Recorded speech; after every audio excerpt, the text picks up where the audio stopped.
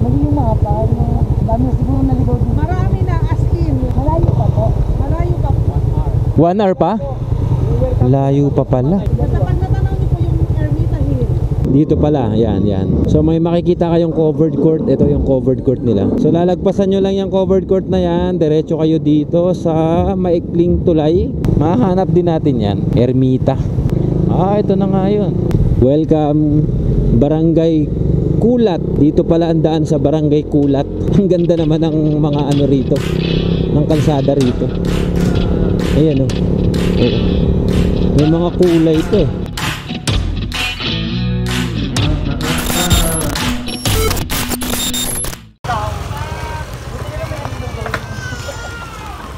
Yun, sa wakas narating na namin Cebu Tidal Pool.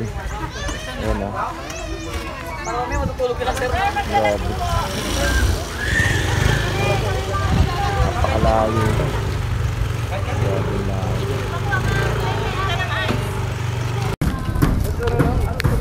So ito guys yung pinaka signage papunta sa Tibut. Ano ba to? Tidal Pool. Ayan o. Paano babasa nito mga bro? Tidal? Tibut Tidal Pool. Ayan. So dun yung way, no? Doon papunta dun. Pwede lakarin. Shoutout kila kuya. Ayan. Pangalan kuya? Pangalan? Archie. Miko, ayun. Ayun. Shoutout sa kanilang lahat. Paradiso di Kasiguran yan. Nandiyan kami ngayon. Camp and picnic place. Salamat, salamat. Pamilya TV. Meron pa. Noe Bray Aerials. John TV. Follow niya. Papanood nyo to. I-upload ko to bukas ha. Thank you, thank you. Then guys, nanghingi kami ng uling. Tapos yung pinakagagamitin natin para umapoy, yung bunot.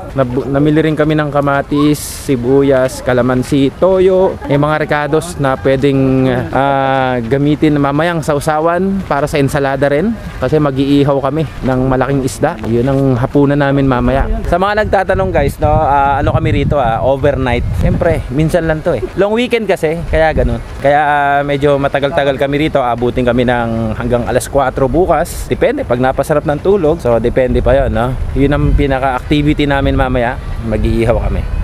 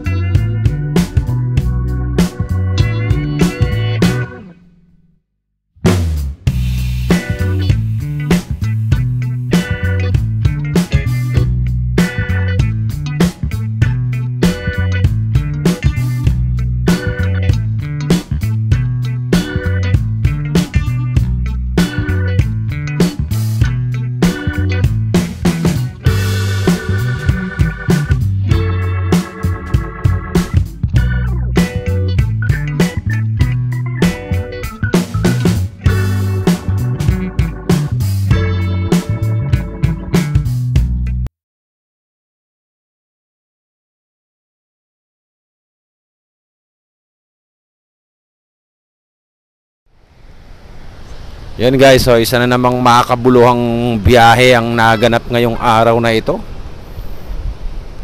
Yan o. Anong araw ngayon? February 9, 2024. Ang lakas nung alon. Sobrang ganda ng makikita mo dito.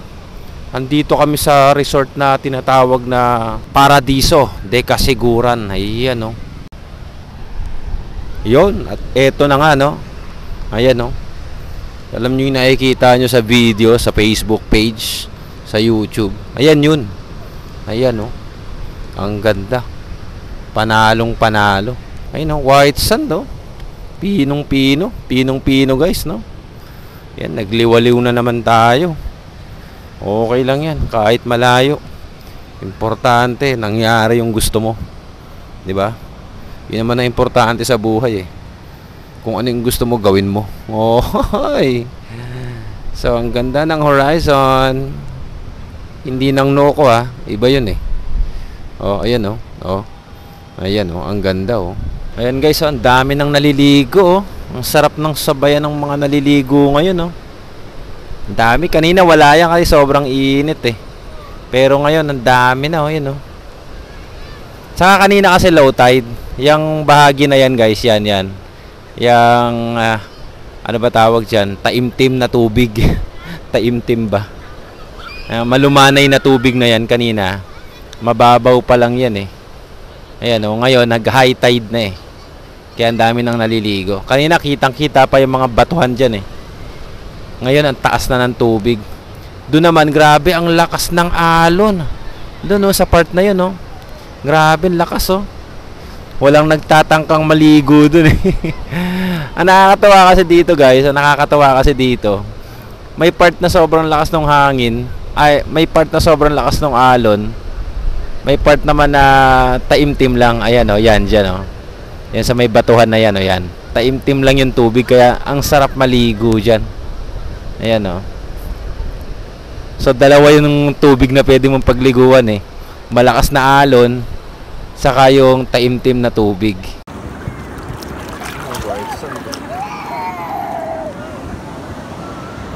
Ay po yung basta ay po malinaw yan.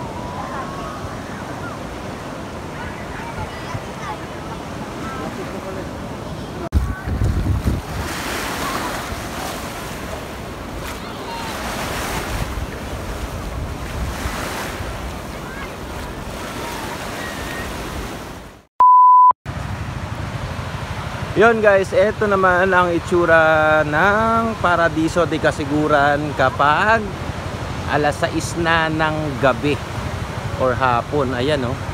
Tingnan nyo, ang dami pa rin naliligo. Oh, dami pa rin. Oh, sinusulit talaga nila oh. So guys, now what an experience talaga ngayon. Nakapunta kami ngayon dito sa Paradiso de Casiguran kasi kita nyo naman no, kahit alas 6 na ng gabi ang dami pa rin nasa baybayin naliligo. Karamihan sa kanila actually guys ay puro picture taking na lang ang ginagawa kasi nga lumalakas na rin yung alon. Ayan, ang lakas ng alon no. Ayun, no? Kita nyo no? Gatao yung alon yo. Ayan, taas oh. Oh, grabe. Ang saya dito guys. Halos lahat ng yan guys overnight. Pakita ko naman sa inyo yung part na sobrang lakas talaga ng alon. Umahampas talaga, galit na galit. Gustong manakit talaga. Ito yun. Ayan o, dito, ayan o. Grabe yung alon, ang lakas o. Ayan o. Sobrang lakas ng alon dito. Kaya wala ganong naliligo eh. Ayan o, ang lakas o. Puntahan natin ha. Kasi bukas ng madaling araw uuwi na kami. Eh hindi ko na mapapakita sa inyo to. Uwian na kasi.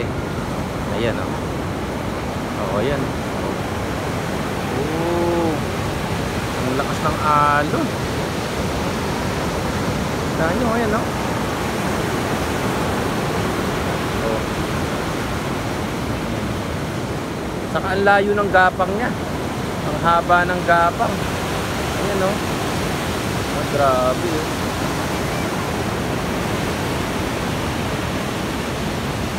Saka alam nyo ba guys, kahit ngayong gabi na to, ayan o, kita nyo sa likod ko, ang dami pa rin mga nakamotor, mga naka 4 wheels na nagdadatingan. Yun nga lang, kapag ka sobrang dami na kasi ditong na-accommodate sa Paradiso de Casiguran, hindi na nila pinapapasok, pinapahanap na nila ng ibang matutuluyan kasi crowded na masyado. Puno na yung resort nila. Kaya kung nagpaplano ka na pumunta dito, siguraduhin mong maaga ka. Kasi madaling mapuno yung resort dito. No? Kami, anong oras kami dumating dito? Actually, magtatanghali na. Buti na lang na-accommodate pa kami. Then after noon, 1 o'clock onwards, halos sinasara na nila yung pinto kasi hindi na nila ma-accommodate. Hindi na nila ma-accommodate yung mga turistang dumarating. Kaya please agahan ninyo hanggat maaari. Hoy, dumidilim na. At eto na ang ating inihaw. Oh, sarap po. Toasted na toasted. Ano, sarap. Tapos meron kami dito. Maganda pala rito, walang sina, walang sila. Talong. Iyan, no. Oh, talong. Meron na rin kami sa usawan dun.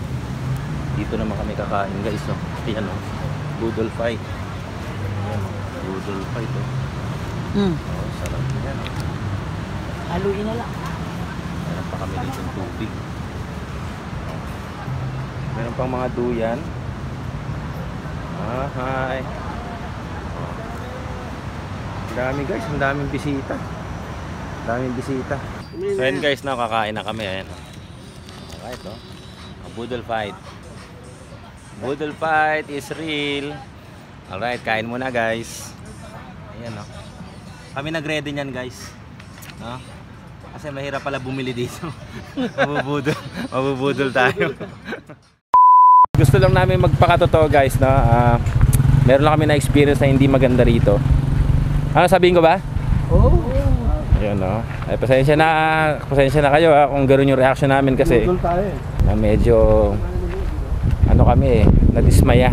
Maging aware tayo, guys, no? Sana ano lang, ito sa mga nagnenegosyo dito sa gantong klaseng lugar. Pero nagbabayad naman kami ng ano ng sapat.